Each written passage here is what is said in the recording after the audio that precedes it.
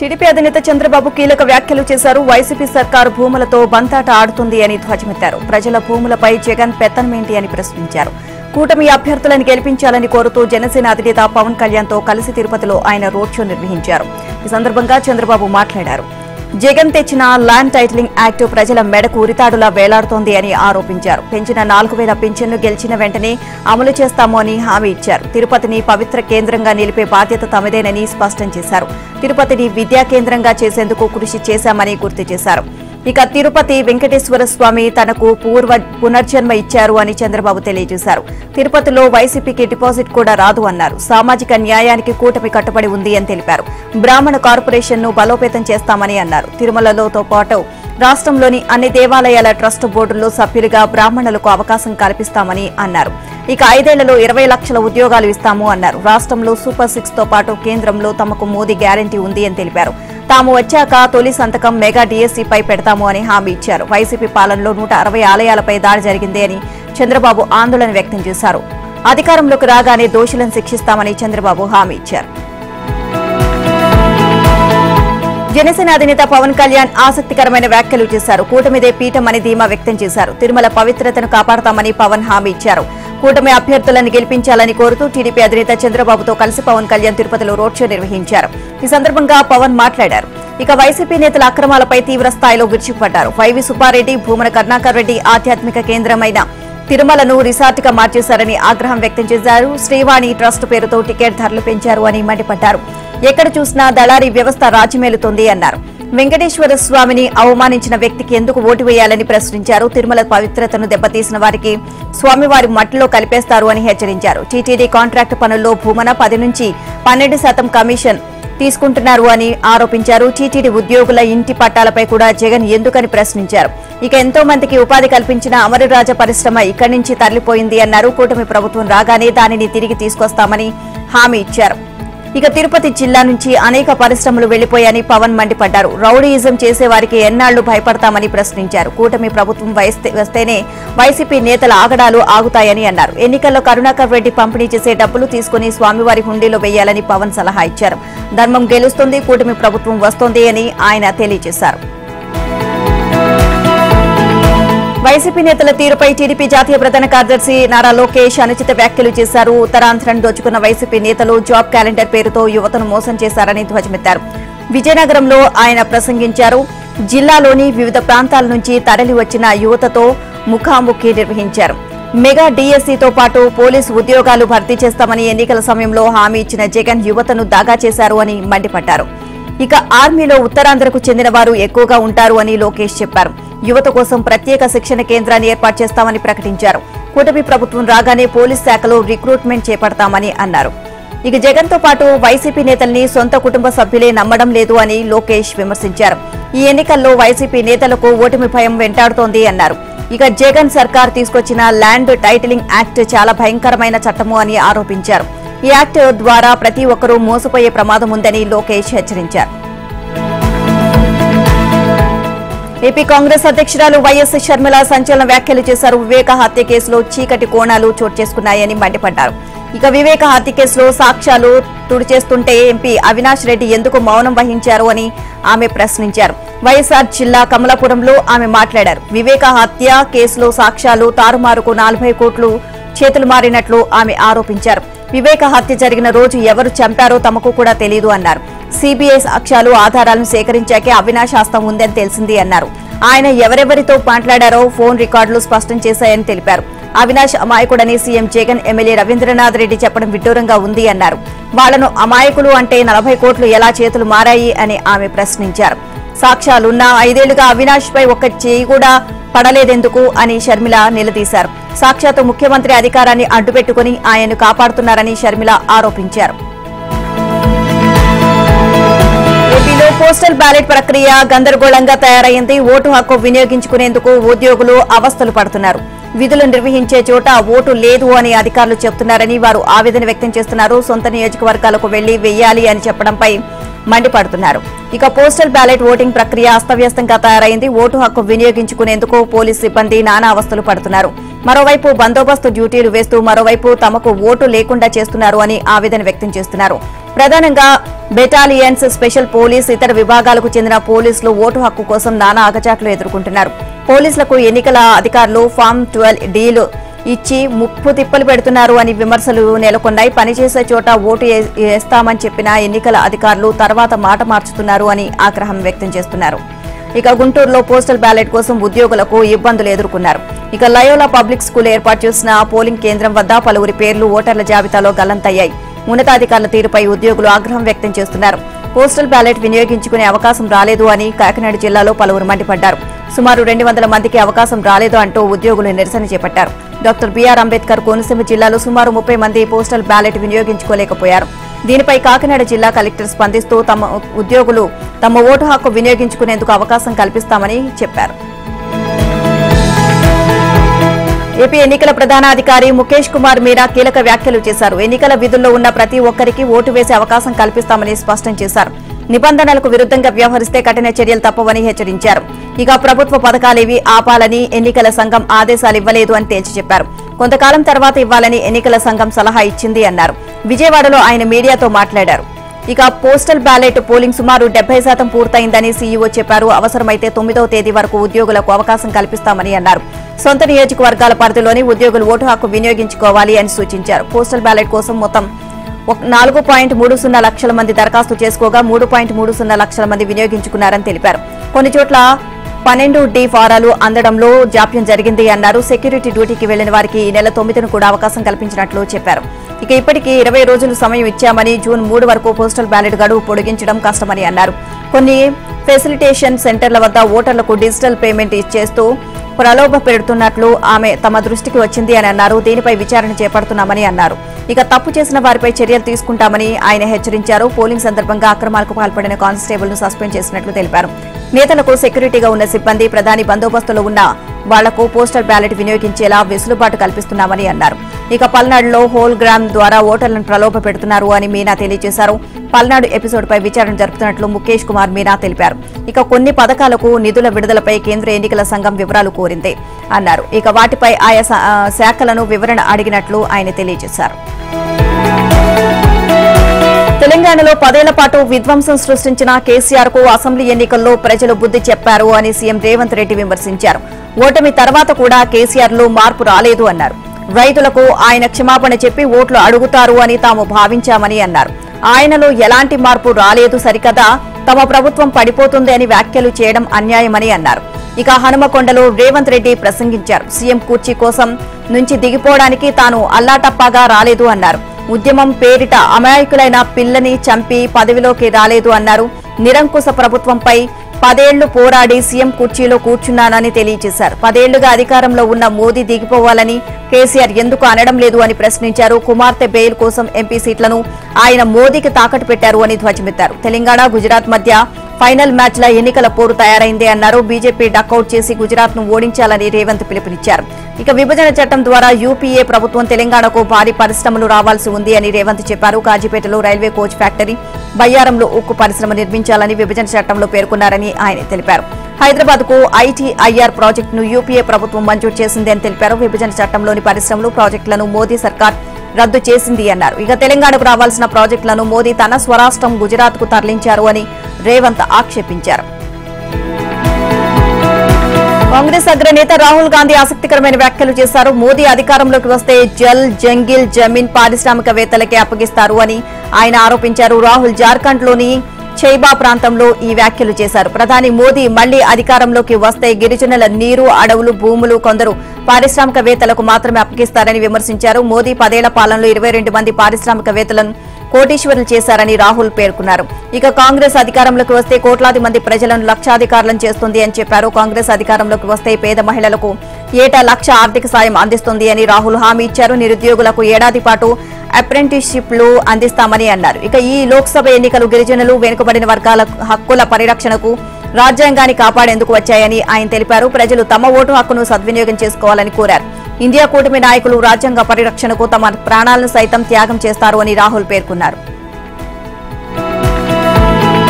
ఇక మూడో దశ ఎన్నికలు ప్రశాంతంగా జరిగే మూడో దశలో 60.19% పోలింగ్ నమోదైనట్లు ఎన్నికల సంఘం వెల్లడించింది. 11 రాష్ట్రాలు కేంద్రపాలిత ప్రాంతాల్లోని 93 లోక్సభ నియోజకవర్గాల్లో ఓటింగ్ పూర్తయింది. ఇక పశ్చిమ బెంగాల్లో పలుచోట్ల చెదురుమదురు ఘటనలు మినహా అన్ని చోట్ల పోలింగ్ ప్రశాంతంగా జరిగింది. ఇప్పటికే 60.19% పోలింగ్ నమోదైనట్లు ఎన్నికల సంఘం వెల్లడించింది. దేశవ్యాప్తంగా 93 పార్లమెంట్ నియోజకవర్గాల్లో 1300 మందికి పైగా అభ్యర్థుల భవితవ్యం ఈవీఎంలలో నిక్షిప్తమైంది. ఇక అస్సాంలో అత్యధికంగా 74.86% పోలింగ్ నమోదు కాగా పశ్చిమ బెంగాల్లో 73.93% ఓటింగ్ నమోదైంది. బెంగాల్లో పలుచోట్ల ఘర్షణలు చోటు చేసుకున్నాయి. మహారాష్ట్రలో అత్యల్పంగా 53.63% నమోదైంది. బీహార్లో 56.06% పోలింగ్ రికార్డైంది. మూడో దశలో సరాసరి 60.19% పోలింగ్ నమోదైనట్లు ఎన్నికల సంఘం వెల్లడించింది. మూడో విడతలో మొత్తంగా 17.24 కోట్ల మంది ఓటర్లు ఉండగా వీరిలో 8.39 కోట్ల మంది మహిళలు ఉన్నారు. వీరి కోసం 1.85 లక్షల పోలింగ్ కేంద్రాలు ఏర్పాటు చేశారు. గుజరాత్ 25, కర్ణాటక 14, మహారాష్ట్ర 11, ఉత్తరప్రదేశ్ 10 కేంద్రాల్లో పోలింగ్ జరిగింది. మధ్యప్రదేశ్ 9, ఛత్తీస్గఢ్ 7, బీహార్ 5, పశ్చిమ బెంగాల్ 4 చోట్ల ఎన్నికలు నిర్వహించారు. అస్సాం 4, గోవా 2, దాద్రా నగర్ హవేలీ, దమన్ దీప్ 2 స్థానాల్లో పోలింగ్ జరిగింది. ఎన్నికల వేళ కీలక పరిణామాలు చోటు చేసుకుంటున్నాయి. ఆంధ్రప్రదేశ్లో మరో 2 పోలీసు అధికారులపై ఎన్నికల సంఘం బదిలీ వేటు వేసింది. చిత్తూరు జిల్లా పలమనేరు డీఎస్పీ మహేశ్వర్ రెడ్డి, సదుం ఎస్ఐ మారుతిపై ఎన్నికల సంఘం బదిలీ వేటు వేసింది. వారి బాధ్యతలను కింది స్థాయి అధికారులకు అప్పగించాలి అని ప్రభుత్వాన్ని ఆదేశించింది. ఇక బీసీవై పార్టీ అధ్యక్షుడు రామచంద్ర యాదవ్ పై దాడి ఘటన నేపథ్యంలోనే ఈసీ చర్యలకు ఉపక్రమించినట్లు సమాచారం. ఇటీవల ఏపీ డీజీపీ రాజేంద్రనాథ్ రెడ్డితో పాటు Anantapuram range DIG RN Ameer రెడ్డిని ఎన్నికల సంఘం బదిలీ చేశారు. కొత్త డీజీపీగా హరీష్ కుమార్ గుప్తా నియమితులయ్యారు. తెలుగు రాష్ట్రాల్లో భారీ వర్షం కురిసింది. గత కొన్ని రోజులుగా ఉక్కపోతతో అల్లాడుతున్న తెలుగు ప్రజలు వరుణుడి రాకతో ఉపశమనం కలిగించింది. ఒక్కసారిగా వాతావరణం చల్లబడడంతో వేసవి తాపం నుంచి ప్రజలకు ఊరట కలిగింది. ఇక హైదరాబాద్ లో దాదాపు గంటసేపు వర్షం కురవడంతో రహదారులు జలమయం కాగా డ్రైనేజీలు పొంగి ప్రవహించాయి. పలుచోట్ల ట్రాఫిక్ కు అంతరాయం ఏర్పడింది. సికింద్రాబాద్, మారేడుపల్లి, చిలకలగూడ, బోయిన్పల్లి, అల్వాల్, ప్యారడైజ్, ప్యాట్నీ, ఎల్బీ నగర్, కాప్రా, సుచిత్ర, జీడిమెట్ల, మలక్పేట, ఎర్రగడ్డ, అమీర్పేట్, యూసఫ్గూడ, ముషీరాబాద్, చిక్కడపల్లి తదితర ప్రాంతాల్లో రోడ్లపైకి వరద నీరు చేరింది. మియాపూర్, చందానగర్, గచ్చిబౌలి, రాయదుర్గం, కొండాపూర్లో రోడ్లపై భారీగా వర్షం నీరు చేరడంతో ట్రాఫిక్ నిలిచిపోయింది. రాయదుర్గం బయోడైవర్సిటీ నుంచి ఐకియా వరకు, ఖాజాగూడ చౌరస్తా నుంచి డిపిఎస్ వరకు వాహనాల రాకపోకలు స్తంభించిపోయాయి. ఐటీ కారిడార్లో వాహనాలు నెమ్మదిగా కదులుతున్నాయి. పలుచోట్ల చెట్లు విరిగిపడడంతో వాహనదారులు ఇబ్బందులు పడ్డారు. వర్షం, ఎదురుగాలుల వల్ల పలు ప్రాంతాల్లో విద్యుత్ సరఫరా నిలిచిపోయింది. ఇక తెలంగాణలోని పలు జిల్లాల్లో ఉరుములు, మెరుపులతో కూడిన వర్షం కురిసింది. ఉమ్మడి కరీంనగర్, కొమరం భీం, ఆసిఫాబాద్, ములుగు జిల్లాలో ఈదురుగాలులు అలాగే ఉరుములతో కూడిన వర్షం పడింది. ఉమ్మడి కరీంనగర్ జిల్లాలో మానకొండూరు, హుజూరాబాద్, పెద్దపల్లి, మల్యాల, పెగడపల్లి, వేములవాడలో, ఉమ్మడి ఖమ్మం జిల్లాలోని వాజేడు, వెంకటాపురంలో భారీ వర్షం కురిసింది. మంగపేట, ములుగు జిల్లాలోని ఏటూరు, నాగారం, తాడ్వాయి మండలాల్లో మోస్తరు నుంచి భారీ వర్షం కురిసింది. ఇక వర్ష బీభత్సానికి సీఎం రేవంత్ సభా ప్రాంగణం చిన్నాభిన్నమైంది. సీఎం రేవంత్ రెడ్డి పాల్గొనాల్సిన కాంగ్రెస్ జనజాతర సభ కోసం కరీంనగర్ ఎస్ఆర్ఆర్ డిగ్రీ కళాశాల మైదానంలో ఏర్పాటు చేసిన టెంట్లు కుప్పకూలిపోయాయి. ఈదురుగాలుల ధాటికి కుర్చీలు చెల్లాచెదురయ్యాయి. ఇక ఆ సమయంలో టెంట్ల కింద కార్యకర్తలు ఎవరూ లేకపోవడంతో ప్రమాదం తప్పింది. వర్షం కారణంగా సీఎం సభ వాయిదా పడింది. చంద్రబాబు సతీమణి భువనేశ్వరి కుప్పంలో పర్యటించారు. ఆమె నిర్వహించిన రోడ్ షోకు జనం పోటెత్తారు. రానున్న సార్వత్రిక ఎన్నికల్లో ఓటు హక్కును వినియోగించుకోవాలి అని రాక్షస ప్రభుత్వాన్ని గద్దెదించి ప్రజా ప్రభుత్వానికి స్వాగతం పలకాలని ఆమె పిలుపునిచ్చారు. రానున్న 6 రోజులు చాలా కీలకమని అన్నారు. వైసీపీ ప్రలోభాలకు గురి కాకుండా మీ భవిష్యత్తును ఓటుతో కాపాడుకోవాలి అన్నారు. వైసీపీ ప్రభుత్వాన్ని మే 13న జరిగే ఎన్నికల్లో చిత్తుగా ఓడించి బంగాళాఖాతంలో కలిపేయాలని భువనేశ్వరి పిలుపునిచ్చారు. రాష్ట్రం కోసం, రాష్ట్ర ప్రజల కోసం చంద్రబాబు 75 ఏళ్లు వయసులో అహర్నిశలు కష్టపడుతున్నారు అని భువనేశ్వరి చెప్పారు. ఇక ఎన్నికల వేళ కడప జిల్లాలో కలకలం చోటు చేసుకుంది. ఓ ఎమ్మెల్యే పార్టీ కండువా కప్పుకొని పోలింగ్ కేంద్రంలోకి వెళ్లడంతో దుమారం నెలకొంది. జమ్మలమడుగు ఎమ్మెల్యే సుధీర్ రెడ్డిపై కేసు నమోదు చేసినట్లు పోలీసులు తెలియజేశారు. ఇటీవల జమ్మలమడుగులోని ప్రభుత్వ బాలుర జూనియర్ కళాశాలలో పోస్టల్ బ్యాలెట్ పోలింగ్ నిర్వహించారు. ఓటు వినియోగించుకునేందుకు ఉద్యోగులు బారులు తీరారు. ఆ సమయంలో ఎమ్మెల్యే సుధీర్ రెడ్డి పార్టీ కండువా కప్పుకొని లోపలికి వెళ్లారు. ఇది ఎన్నికల నిబంధనలకు వ్యతిరేకం కావడంతో పోలీసులు కేసు నమోదు చేశారు. జమ్మలమడుగు నియోజకవర్గ రిటర్నింగ్ అధికారి శ్రీనివాస్ ఫిర్యాదు మేరకు కేసు నమోదు చేసినట్లు పోలీసులు తెలియజేశారు. తెలంగాణ మాజీ గవర్నర్ బీజేపీ సీనియర్ నాయకురాలు తమిళసై సౌందరరాజన్ కీలక వ్యాఖ్యలు చేశారు. బీఆర్ఎస్ ఒక విఫల పార్టీ అని ధ్వజమెత్తారు. కాంగ్రెస్ 5 గ్యారంటీలు అమలు కావాలంటే 5 రాష్ట్రాల బడ్జెట్లు కావాలి అని వ్యాఖ్యానించారు. తెలంగాణ రాష్ట్ర సమితి ఒక బలమైన పార్టీ అని బీఆర్ఎస్ కు మారాక ఇది ఓ విఫల పార్టీగా నిలిచిపోయింది అని అభిప్రాయపడ్డారు. తాను తెలంగాణ ఆడబిడ్డను అని చెప్పుకొచ్చారు. ఈ రాష్ట్ర ప్రజలతో తన అనుబంధాన్ని ఎవరూ విడదీయలేరు అని స్పష్టం చేశారు. ఇక హైదరాబాద్ లోని బీజేపీ కార్యాలయంలో తమిళసై విలేకరులతో మాట్లాడారు. బీఆర్ఎస్ అధినేత కేసీఆర్ సీఎంగా ఉన్నప్పుడు గవర్నర్ వ్యవస్థను అవమానించారని ఆక్షేపించారు. ప్రోటోకాల్ పాటించలేదని ఆరోపించారు. తెలంగాణలో అభివృద్ధి కార్యక్రమాలకు ప్రధాని వచ్చినా కేసీఆర్ నాడు దూరంగా ఉన్నారు అని విమర్శించారు. ప్రధాని మోదీ ప్రవేశపెట్టిన ఆయుష్మాన్ భారత్ కంటే ఆరోగ్యశ్రీ పథకం మెరుగని నాడు కేసీఆర్ వాదించేవారు అని గుర్తు చేశారు. తమిళనాడులోని ఆయుష్మాన్ భారత్ ఎలా విజయవంతమైందో తాను ఆయనకు వివరించాను అని చెప్పారు. ఆ తర్వాతే ఆయన తెలంగాణలో ఆయుష్మాన్ భారత్ అమలుకు ముందుకు వచ్చారు అని చెప్పారు.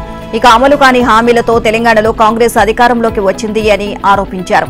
రాష్ట్రంలో మోసపూరిత హామీలు ఇచ్చి అధికారంలోకి వచ్చిన కాంగ్రెస్ కు ఈ ఎన్నికల్లో గుణపాఠం చెప్పాలని ప్రజలను కోరారు. దివంగత నేత మాజీ ప్రధాని వాజ్పేయి కూడా రిజర్వేషన్లను వ్యతిరేకించారు అని సీఎం రేవంత్ చేసిన వ్యాఖ్యలను తమిళసై ఖండించారు. వాజ్పేయి 2001 డిసెంబర్ 19న చేసిన ప్రసంగంలో రిజర్వేషన్లు కొనసాగించాలని సూచించారని ఆమె తెలిపారు. ఇక కాంగ్రెస్ ఇంతకు ముందు మతాలను విభజించి రాజకీయం చేసింది అన్నారు. ఇప్పుడు కులాల మధ్య విభజన చిచ్చుపెట్టి రాజకీయం చేస్తుంది అని తమిళసై ఆగ్రహాన్ని వ్యక్తం చేశారు. బీజేపీ తీరుపై డిప్యూటీ సీఎం భట్టి విక్రమార్క భగ్గుమన్నారు. రాజ్యాంగం కల్పించిన రిజర్వేషన్లను తొలగించేందుకు బీజేపీ ప్రయత్నిస్తుందని విమర్శించారు. హైదరాబాద్ లోని గాంధీ భవన్ లో నిర్వహించిన మీడియా సమావేశంలో ఆయన మాట్లాడారు. రిజర్వేషన్లు తొలగించేందుకే 400 సీట్లు కోరుతున్నారు అని ఆయన వ్యాఖ్యానించారు. రాజ్యాంగాన్ని కాంగ్రెస్ పెద్దలు అమలు చేసుకుంటూ వచ్చారని వివరించారు. దాని ద్వారానే దళితులు గిరిజనులకు అవకాశాలు వచ్చాయని తెలియజేశారు. ఇక దేశంలో సంపద, వనరులు, అధికారం కొద్దిమంది చేతుల్లోనే నలిగిపోతుంది అన్నారు. జనాభా దామాషా ప్రకారం ప్రజలు వనరులు పొందలేకపోతున్నారని తెలిపారు. ఇక జనాభా దామాషా ప్రకారం వనరులను తాము సమానంగా పంచుతామని అన్నారు. కేంద్రంలో కాంగ్రెస్ అధికారంలోకి వచ్చాక కులగణం చేపడతామని భట్టి విక్రమార్క హామీ ఇచ్చారు. ఎస్సీ, ఎస్టీ రిజర్వేషన్లు తొలగించేందుకు బీజేపీ ప్రభుత్వం కుట్ర చేస్తోంది అని ధ్వజమెత్తారు. దేశంలోని 90% ప్రజల హక్కులు కలరాసేందుకు బీజేపీ కుట్ర పన్నుతోంది అన్నారు. ప్రజల హక్కులను కాపాడేందుకు ఓటు ద్వారా హస్తం పార్టీని నిలబెట్టుకోవాలని సూచించారు. కాషాయ పార్టీకి ఓటు వేస్తే భవిష్యత్తు చీకటిమయమవుతుంది అన్నారు. ఆ పార్టీ హయాంలో దేశ ప్రజాస్వామ్యం పెను ప్రమాదంలో పడే అవకాశం ఉంది అన్నారు. ఆర్ఎస్ఎస్ దేశం కోసం పోరాటం చేస్తున్నట్లు నటిస్తోంది అన్నారు. తెలంగాణలో బీజేపీకి స్థానం లేకుండా చేయాలని భట్టి పిలుపునిచ్చారు. దేశంలో ఆ పార్టీ అధికారంలోకి రాకుండా బలహీన వర్గాలు కృషి చేయాలి అని భట్టి విక్రమార్క పిలుపునిచ్చారు. కాంగ్రెస్ పార్టీ అరచేతిలో వైకుంఠం చూపిస్తుందని మాజీ సీఎం కేసీఆర్ వ్యాఖ్యానించారు. అడ్డగోలు హామీలు ఇచ్చి అధికారంలోకి వచ్చిన కాంగ్రెస్ నిలువున మోసం చేసింది అని ధ్వజమెత్తారు.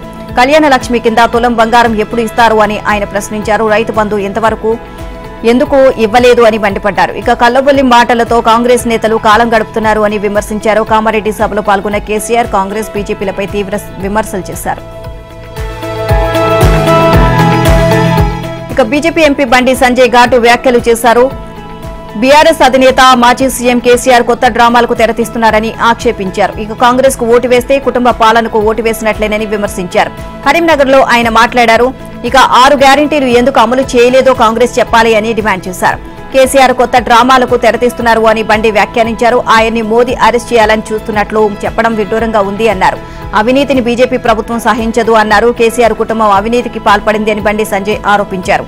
ఇక్కడి డబ్బుతో విదేశాల్లో పెట్టుబడులు పెడుతున్నారు అని బండి సంజయ్ ఆక్షేపించారు. కాంగ్రెస్, బీఆర్ఎస్ నాణ్యానికి బొమ్మ బొరుసుగా ఉన్నారు అన్నారు. హస్తం పార్టీ ఎక్స్పైరీ డేట్ అయిపోయింది అని బండి వ్యాఖ్యానించారు. కాంగ్రెస్ మాయమాటలకు ప్రజలు మోసపోవద్దు అని ఆయన పిలుపునిచ్చారు. ఇక అక్రమ సంపాదనతో గెలిచేందుకు కాంగ్రెస్ ప్రయత్నం చేస్తున్నారు అని బండి సంజయ్ విమర్శించారు. ఇక మల్కాజ్గిరి బీజేపీ ఎంపీ అభ్యర్థి ఈటెల రాజేందర్ ఆసక్తికరమైన వ్యాఖ్యలు చేశారు. లోక్సభ ఎన్నికల్లో పోటీ చేసే కాంగ్రెస్, బీఆర్ఎస్ అభ్యర్థులు ప్రజలకు తెలియనందున వాళ్లకు డిపాజిట్లు దక్కే అవకాశం లేదు అన్నారు. ఇక హైదరాబాద్ లో ఆయన మాట్లాడారు. ఏ సర్వే సంస్థకు అందని ఫలితాలు మల్కాజ్గిరిలో వస్తాయని తెలిపారు. మైనార్టీలు కూడా బీజేపీకి ఓటు వేస్తారు అని ఆయన ధీమా వ్యక్తం చేశారు. తన 20 ఏళ్ల రాజకీయ జీవితంలో ఇప్పుడున్న కలుషిత రాజకీయాలను ఏనాడు చూడలేదు అని ఆయన వ్యాఖ్యానించారు. ఇక ఆర్టీసీ బస్సులో మహిళలకు ఉచిత బస్సు ప్రయాణం తప్పితే కాంగ్రెస్ పార్టీ ఎన్నికల సమయంలో ఇచ్చిన ఏ ఒక్క హామీ అమలు చేయలేదు అన్నారు. కాళేశ్వరం అవినీతి పనులపై చర్యలు తీసుకోకుండా కమిటీల పేరుతో కాలయాపన చేస్తుంది అని రాజేందర్ ధ్వజమెత్తారు. కాంగ్రెస్ ప్రభుత్వంలోనూ ఫోన్ ట్యాపింగ్ జరుగుతుంది అన్నారు. ఇక ఎన్నికల్లో ఓట్లు పడవని తెలియడంతో రైతు భరోసా నిధులు విడుదల చేశారు అని ఆయన ఆక్షేపించారు. రాష్ట్రంలో కరెంటు కోతలు ప్రారంభమయ్యాయని ఈటెల విచారం వ్యక్తం చేశారు. హస్తం పార్టీకి ఓటు వేస్తే కేంద్రంలో జరిగేది ఏమీ లేదు అన్నారు. ఇక రేవంత్ రెడ్డి వీడియో ఆడియోలు మార్ఫింగ్ చేసి కేసీఆర్ ను మించిపోయారు అని ఆయన ఎద్దేవి చేశారు.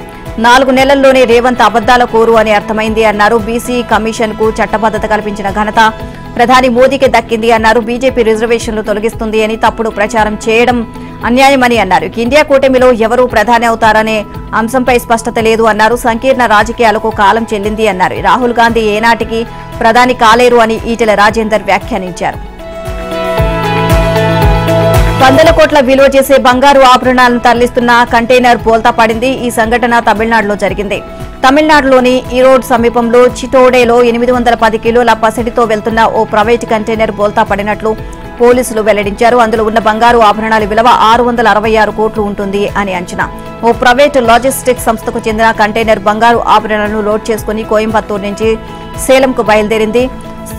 సమతోపురం సమీపంలోకి రాగానే వాహనంపై డ్రైవర్ నియంత్రణ కోల్పోవడంతో వాహనం అదుపు తప్పి బోల్తా పడింది. ఈ ఘటనలో డ్రైవర్ శశికుమార్ తో పాటు సెక్యూరిటీ గార్డు బాలరాజు కింద పడిపోవడంతో గాయపడ్డారు. ఇక ఈ ఘటనపై సమాచారం అందుకున్న చిటోడ్ పోలీసులు ఘటనా స్థలానికి చేరుకుని క్షతగాత్రులను సమీప ఆసుపత్రికి తరలించారు. కంటైనర్ లోపల ఉన్న బంగారు ఆభరణాలు సురక్షితంగానే ఉన్నట్లు పోలీసులు తెలియజేశారు.